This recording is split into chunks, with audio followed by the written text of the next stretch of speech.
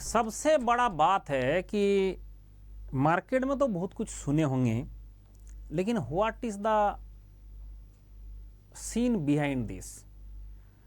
Screen में जो हो रहा है, स्क्रीन में जो दिख रहा है, हमेशा वो होता नहीं है। तो गेट एग्ज़ाम देने के बाद जैसे आपने गेट टॉप कर गया, उसके बाद देखे होंगे कि बहुत सारे इंटरव्यू हो रहा है, और इंटरव्यू होने के बाद आप देख रहे हैं कि भाई बच्चे का बहुत कुछ मिल जा रहा है। ऐसे टाइप का आपने देखा कि मतलब ज़िंदगी सेट ही हो गया, पता नहीं क्या ना क्या मिल जाएगा। देखो, हम बचपन से जैसे मैं पढ़ रहे थे, बचपन में जब थे तब क्या लग रहा था कि क्लास 10 में जब पढ़ रहे थे कि भाई साइंस मिल जाए फिर खुश हो जाऊंगा। क्या खुश हुआ?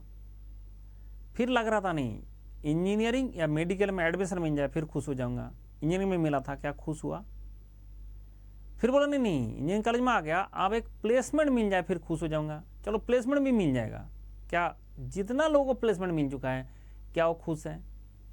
अब सवाल ये पैदा होता है कि जिंदगी का हर स्टेज में हर एक चीज अचीव करने के बाद दूसरा तरीका का स्ट्रगल शुरू होता है।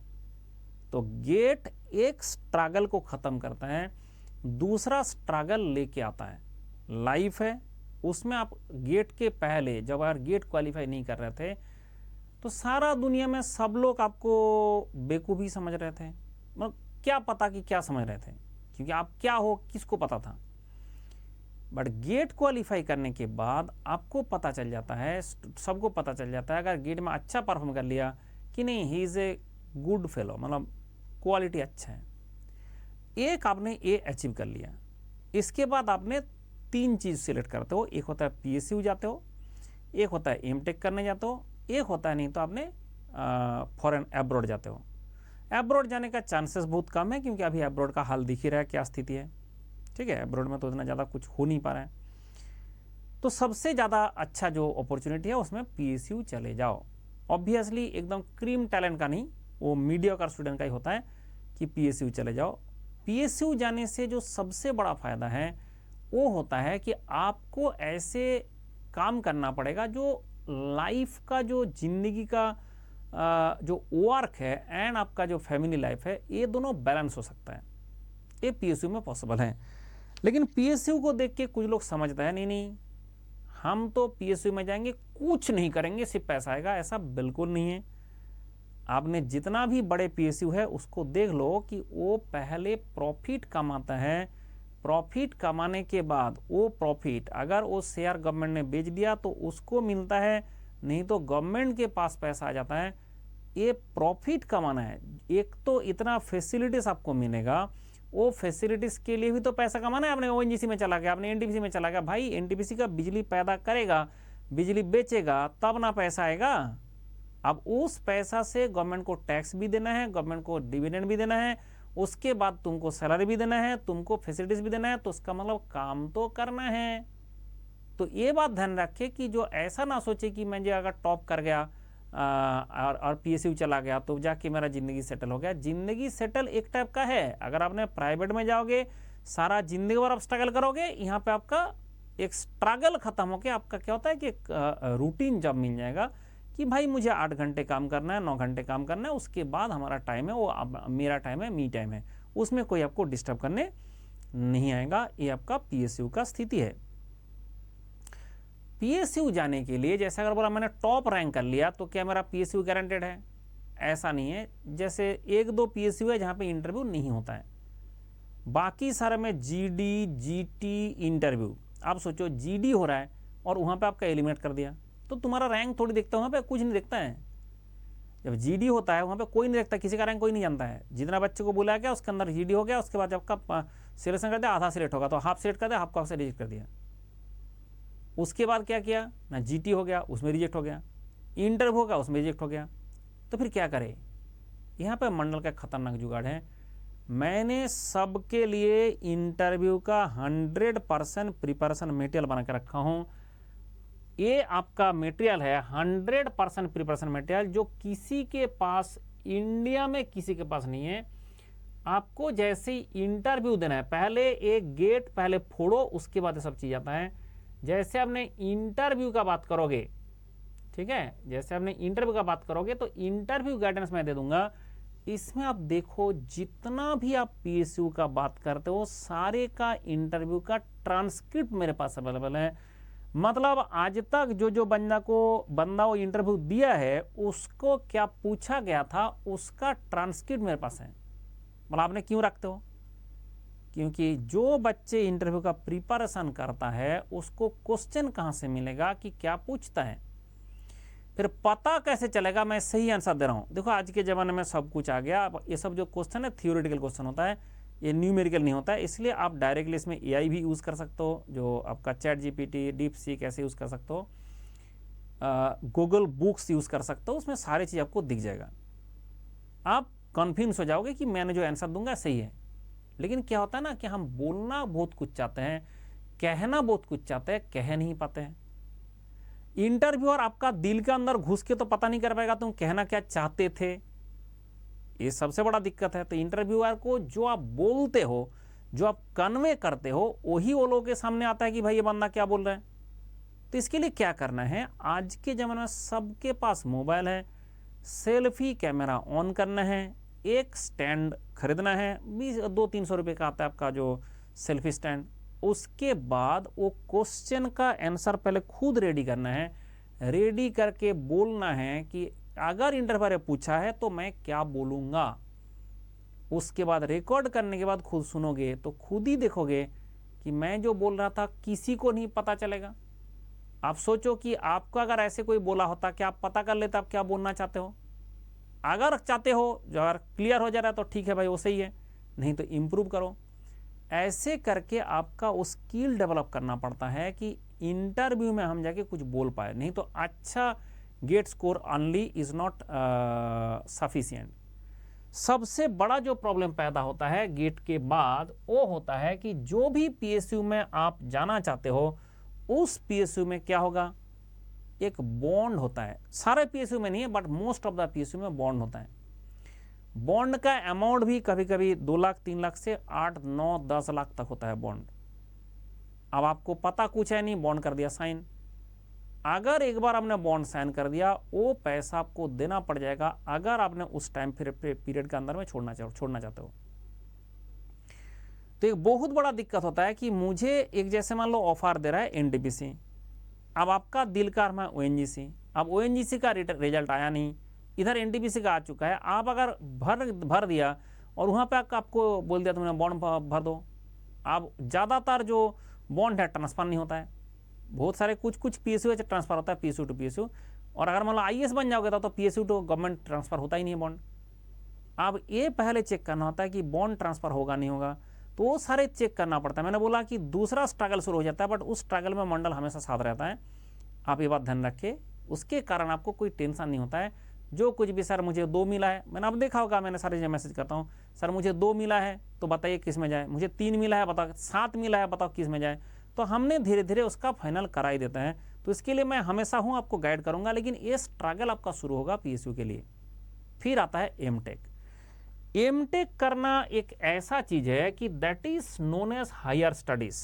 हमेशा ध्यान रखें, हायर स्टडीज सबके लिए नहीं है। जो बच्चा पढ़ना चाहते हैं उसी के लिए हायर स्टडीज़ है।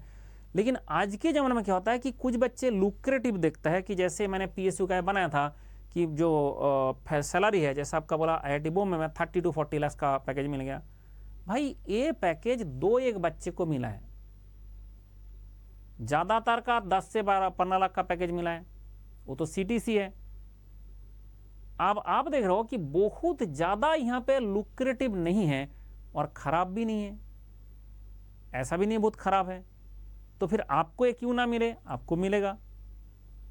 तो सिर्फ प्लेसमेंट के लिए एमटेक करने जाए ये सलाह हम नहीं देता है। हम सलाह देता है जिसको पढ़ने का इच्छा है, जिसको हायर स्टडीज़ करने का इच्छा है वही बच्चे जाए। उसके बाद आप अच्छा परफॉर्म करोगे। आप देख सकते हैं जितना भी है उसमें बहुत ज़्यादा आपका पीएलपीए देखेगा, बट उसके बाद एवरेज देखो कितना होता है। तो एवरेज बहुत ज़्यादा नहीं होता है। इसका मतलब क्या होता है कि आपका जो पेमेंट है उसका एवरेज बहुत ज़्यादा नहीं होता है, एवरेज आपका ऐसे रहता है। फिर वहाँ जाने के बाद दूसरा देखना शुरू होता है, दूसरा चीज़ शुरू होता है। मैंने 50 इसका अलग अलग जो इंस्टीट्यूट है उसका मैंने एक किया था। तो आपने देखा वहाँ जाने के बाद एक दूसरा लोचा शुरू होता है कि आपको प्लेसमेंट के लिए, जैसे बहुत सारे बच्चे प्लेसमेंट के लिए जाता भी नहीं। क्यों? बोला मुझे हायर स्टडी करना है, हायर स्टडी करना बोला आपको मुझे एमटेक करने, मुझे पीएचडी करने जाना है। लेकिन पीएचडी भी ऐसे नहीं मिल जाएगा आपको बाय डिफॉल्ट। एमटेक जैसे बाय डिफॉल्ट मिलता है, पीएचडी बाय डिफॉल्ट नहीं मिलता है। अगर आपने अच्छा कुछ करोगे तभी बाय डिफॉल्ट मिलेगा, अब पीएचडी मिलेगा।